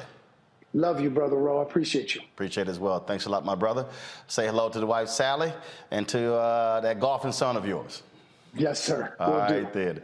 Folks, Tim Reed, comedian, actor, director, producer, studio owner. He's done it all. He joins us right now, right here on Roland Martin Unfiltered. Tim, always good to see you, my fellow Alpha brother. Yes, brother, how are you? I'm doing great. Just share your thoughts and reflections about Sidney Poitier. Well, we lost a giant, and we gained an ancestor. I loved him. The first time I ever had an opportunity to be in a film, even very briefly, was Uptown Saturday Night, and he cast me in a very small part, the opening of the credits.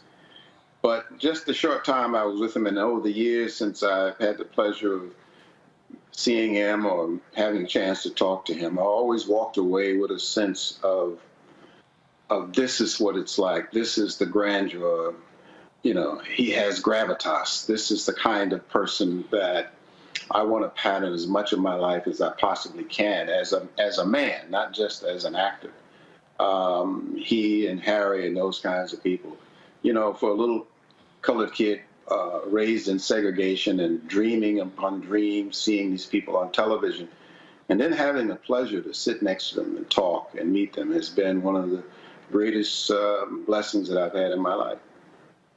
You mentioned that comedic role of his that he also directed in, and that's what I also just loved about him. Again, you watch people talk about the serious roles, but when you look at those movies, him and Bill Cosby together were absolutely hilarious. In fact, I do want to read this. Let me know if you guys have the graphic. This was the statement that was sent to us from the publicist of Bill Cosby. He said he was honored by AFI, and along with many stars of stage and screen politics and higher education who came out to speak. I brought with me the paperback of his autobiography, and I said of all groundbreaking movies that Sidney starred in, this book is the real story of this man and his journey. I am honored to have been close enough to him and work on serious matters. The two of them in those trilogy of films, two of them obviously extremely funny. One funny and serious, but we got to see the comedic aspect of Sidney Poitier. Yeah, he had a great sense of humor. I mean, you know, we always see him and think of him in these serious roles, but person to person, you know, he had a great sense of humor, and he was fun to be with. And in just general conversation, you know, he had always had this smile that sort of just, you know, relaxed you and made you feel that you could actually be yourself, and it would be back and forth. It was that part of him, but he had a great sense of humor. He certainly did. Tim, I appreciate you joining us, sharing a few words with us about Sidney Poitier. Be sure to tell your lovely wife, Daphne, I said hello. Will do, and thank you, Ro. Appreciate it. Thanks a lot. Folks, young actor, many say is following the footsteps of Sidney Poitier, is Sterling K. Brown. He joins us on the phone right now. Sterling, thanks for coming on Roland Martin Unfiltered to talk about Sidney Poitier. Mr. Martin, thank you so very much for having me. It is an honor and a pleasure to be here to discuss this great man. What does Sidney Poitier mean to you?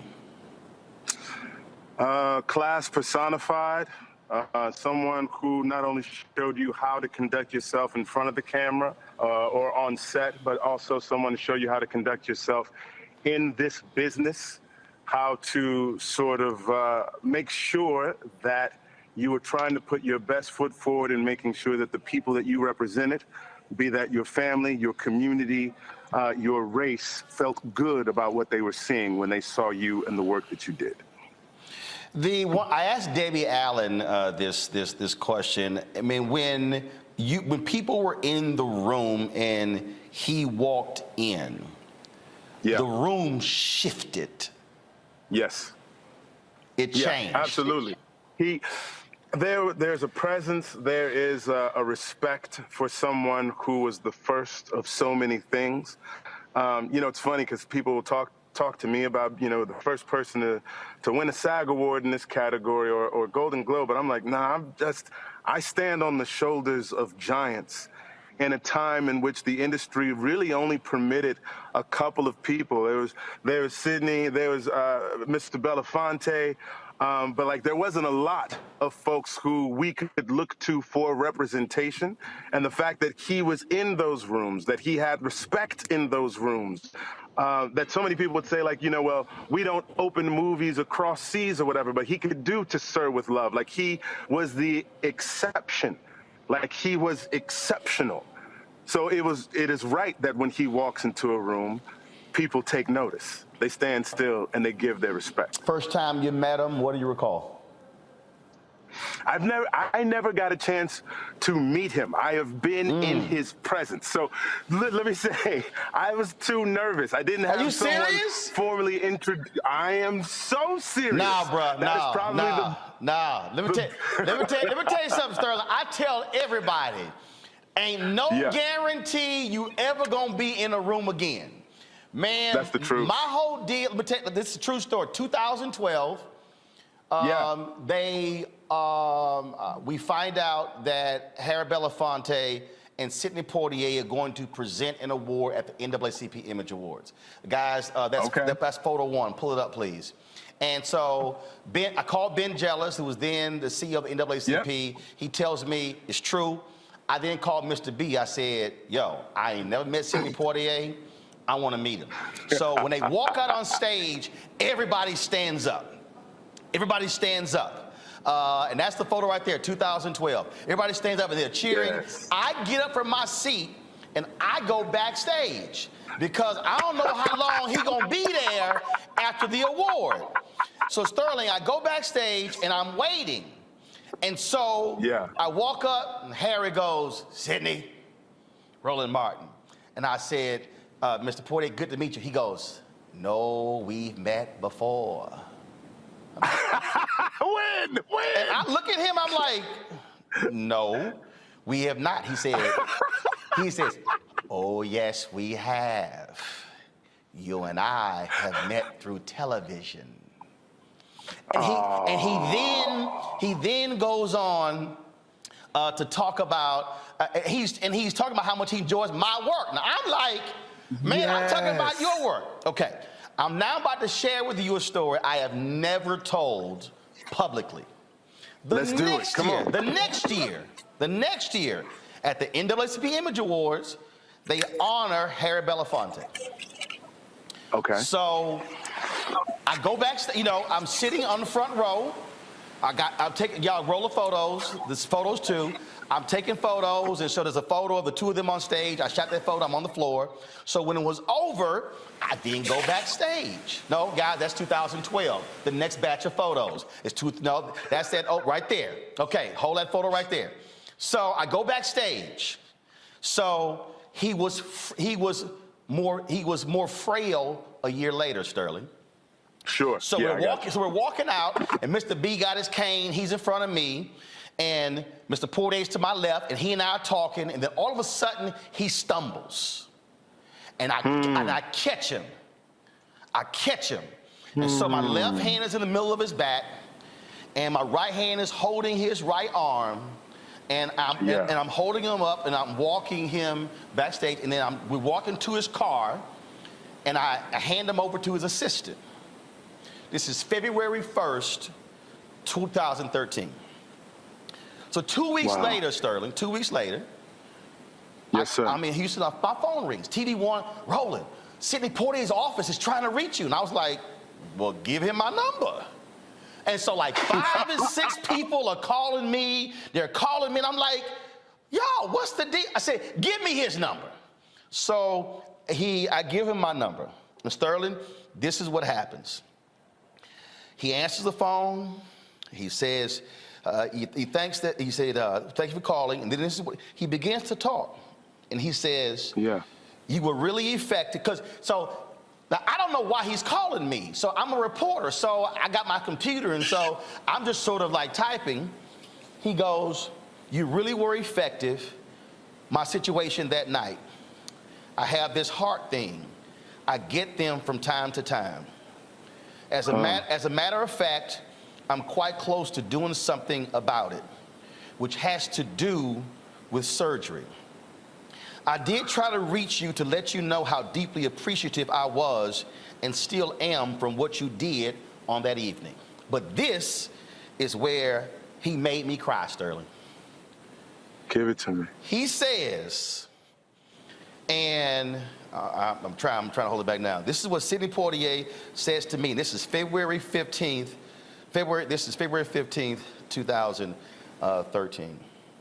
Okay. He says, "I watch you constantly on the show that you work on, and I find your point of view on issues that are very immediate in the lives of all Americans. And you're quick of mind, and you are a very, very, very reliable person. Your intellectual disposition is many-layered, and you do a great job. You handle the words, the alphabetic word. You handle them with great aplomb, and you express things clearly, and you've got more than your share of guts. I just have an appreciation of how you conduct life." And he ends it by saying, "But you do it with such grace, and you're not a backer-upper." Bruh, I'm gonna tell you right now, the only reason I was just not streaming tears is because I've been trained to go into reporter mode, where you remove emotions and you just sort of just work as a reporter. Bruh. Yes, sir. And That's so beautiful. had That's amazing. I not said, no, I'm gonna meet him. That's why, man, I tell everybody, hey, if they in the room, I'm going to meet them. The lesson has been learned. Consider the lesson learned. You schooled Brother Brown on this evening. I thought I was calling to speak about Brother Poitier, but Brother Martin had something to say to Brother Brown, and it has been received. Thank you. Man, that's a beautiful, beautiful story. I had never shared that publicly. I didn't want to share any of his health issues. And And I'm telling you, man, I was blown. He was just calling to thank me for catching him. And he shared that. And Sterling, I can't even just, brother, I just, you know, and that's how he was. And so if y'all show the photo, the last time I saw him from the Oprah event, is when she had the Legends Ball. Selma came out. This was December 2014. And this photo we're showing right now is at the house. And so when it was a brunch, and I saw him, and again, he's this tall, big man, and he sees me, and he just throws his arms out, and then just hugs me, and this smiles on his face, and then we took this selfie right here, and man, it was just, man, amazing, just to be in that brother's presence.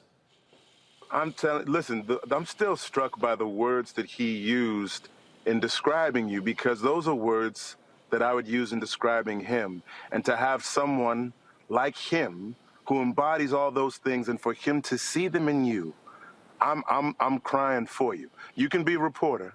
I'll shed a tear too on your behalf. It's beautiful. My brother, man, I appreciate it. Again, he was a giant. He'll be missed, but with his books, with his movies, you know, with the TV shows, all of that, we have a whole lot to share with future generations about Sidney Poitier. Amen, brother. Thank you for having me, Mr. Martin. I'll talk to you soon. I appreciate it, my brother. Tell the wife I said hello. You got it. All Peace. right, man. Take care. Greg Carr, we're almost done with this tribute. We're going to chat with Reggie Hudlin in just a moment. But I'm telling you, Greg, and I'm a firm believer in that. I don't care who it is.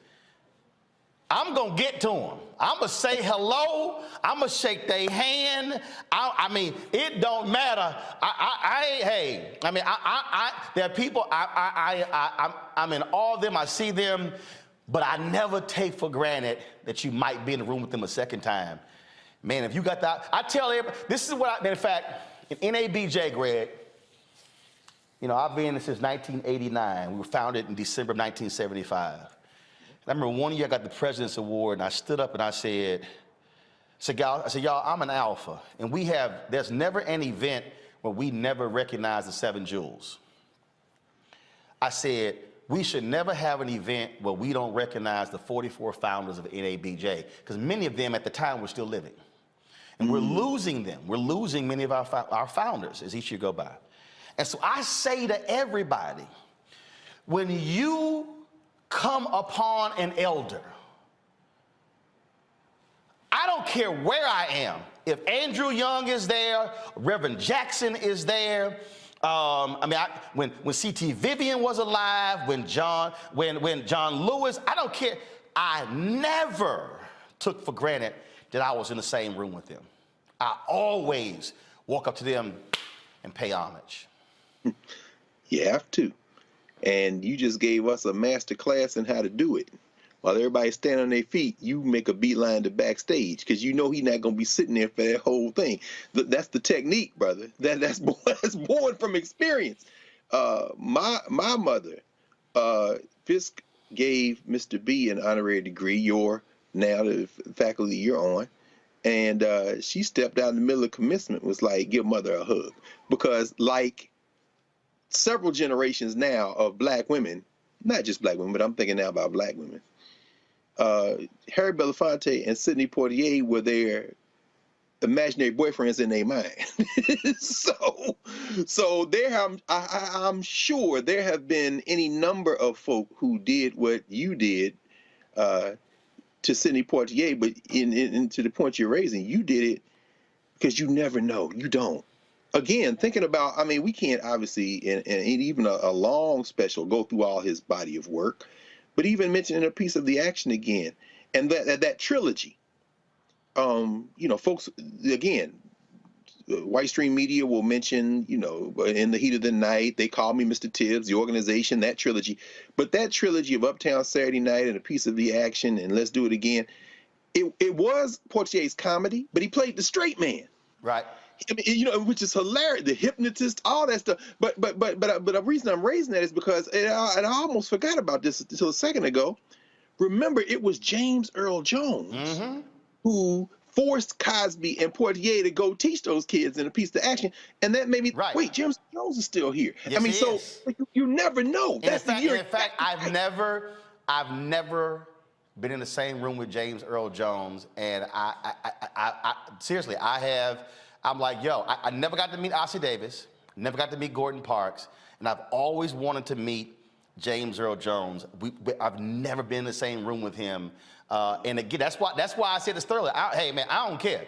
I'm telling you right now. I'm telling you right now. If I was on the streets of D.C., yes, sir, and James Earl Jones, and I saw he was getting in the car, we already know. I would stop traffic. Hell no, y'all ain't moving. I'm gonna shake your hand. I would stand in the middle of traffic will stop. I'm gonna say hello and say, brother, thank you for all that you've done. No question. Hey man, I just want to say this to you right quick, Roland, as well. Tonight, you've added another special as you pay tribute to these new ancestors. I mean, this is one of your fortes, and I just want to. I was listening to our sister Debbie Allen, ever the master teacher, helping those young people understand.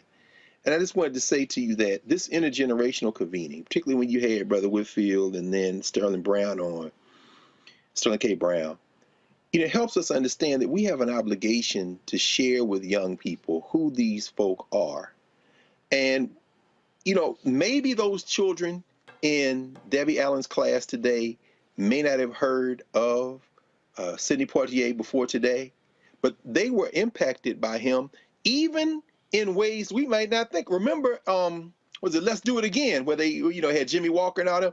Remember the two characters, John Amos, Brick City's John Amos, yes, sir, played 40th Street Mac, and Calvin Lockhart played a character named Biggie Smalls.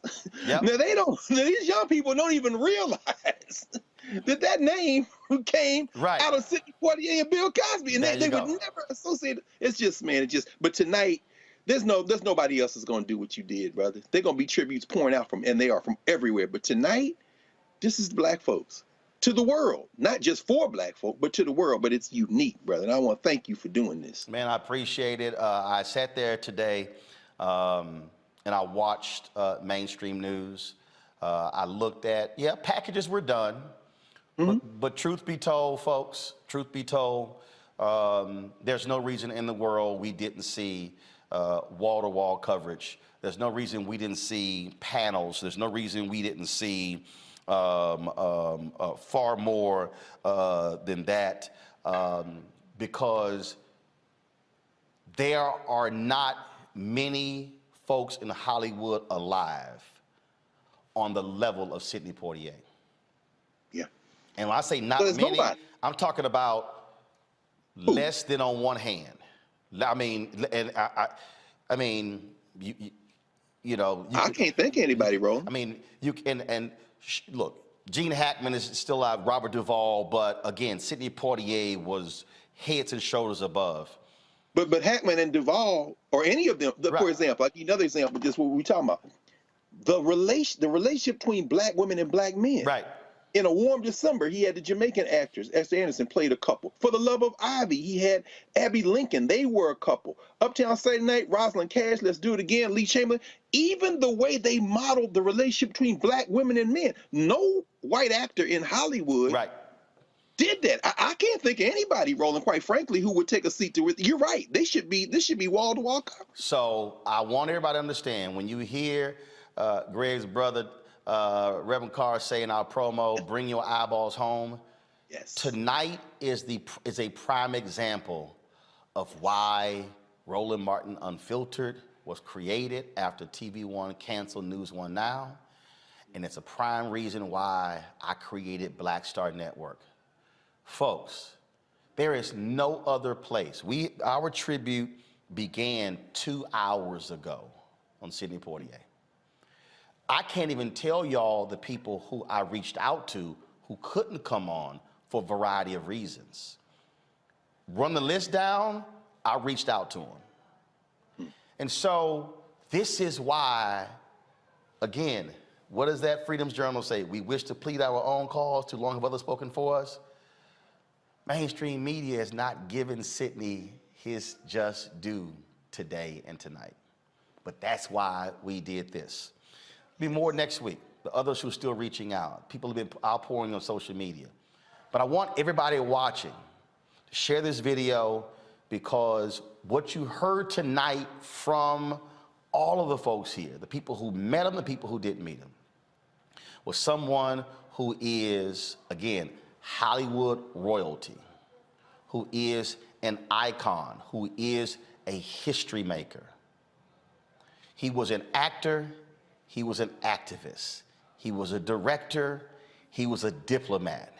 He was a proud Black man.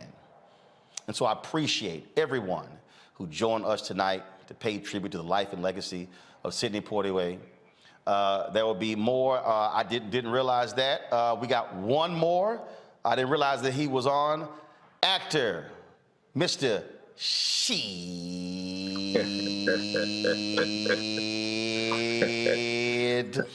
Isaiah Whitlock, how you doing, Doc?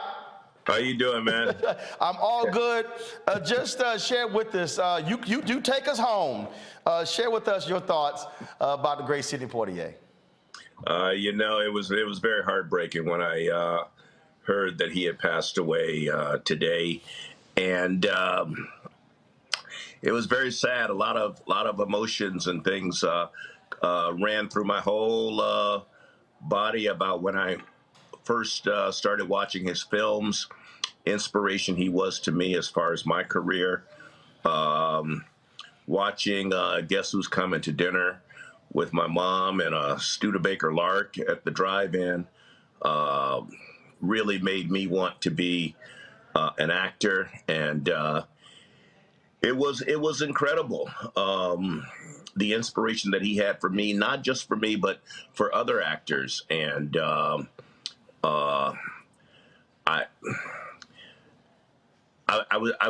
was stunned, but we all got to go, I guess. Absolutely true. It's a question of how we live our life, and the reality is, I heard a preacher once say, the hardest eulogy to preach is that of an irrelevant Negro. He said it's hard to preach a eulogy of somebody who went through life, who left no fingerprints and left no footprints. Yes. And the reality is, even though Sidney is now an ancestor, the body of his work is what will live on. So the reality is, Sidney physically is no longer here, but he will always be here. Yeah, he will never, ever be forgotten. Some of the roles and things like that were just iconic. And the people that he touched, and he was kind of like the groundbreaker. I mean, he was, when I remember Sidney, he was all we had. That was all we had. There was not much more. And so to see him in the multitude of films that he was doing, I mean, you had a few others, but there was no one like Sidney Poitier. And I just feel very blessed that I lived in a time where I could see him work. I never got a chance to meet him, unfortunately, but I feel blessed. Indeed. Well, Isaiah, we appreciate your work and all that you do, and we certainly thank you for joining us to share a few words about Sidney Poitier. You bet. Thank you. It's always good to see you. Yes, my brother. Thanks a lot. Folks, that is it for us. Please, we want you to download. In fact, we've crossed 25,000 downloads of the Black Star Network app. We appreciate all the folks who have done so. Now we want to go after the next 25,000. And so please download the app on all available platforms, Apple phone, Android phone, Apple TV, Android TV, Roku, Amazon Fire Stick, Xbox, and also Samsung Smart TV. We also want you to support us in joining our Bring the Funk fan club. Your dollars make this possible for us to be able to hire the staff and all the folks to do this. And so we talk about having to put together in a matter of a few hours a tribute like this. It is not easy, but this is the business that we're in. And so you can support us via Cash App, which is R Martin Unfiltered. PayPal is R Martin Unfiltered. Cash App is $RM Unfiltered. Venmo is RM Unfiltered. Zelle is roland@rolandsmartin.com, roland@rolandmartinunfiltered.com. Greg Carr, always a pleasure. You joining with us, sharing your historical perspective when we lose one of our elders, when they become ancestors. And folks, again, we hope you share this video, spread it around.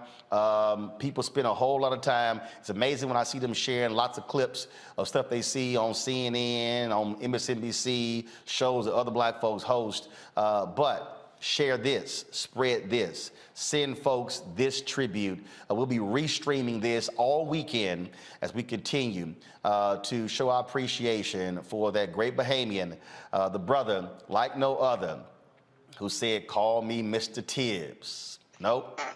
In fact, we call him Sir Sidney Poitier. Folks, we pray for his family. Thanks a bunch. We'll see you on Monday. Have a good weekend.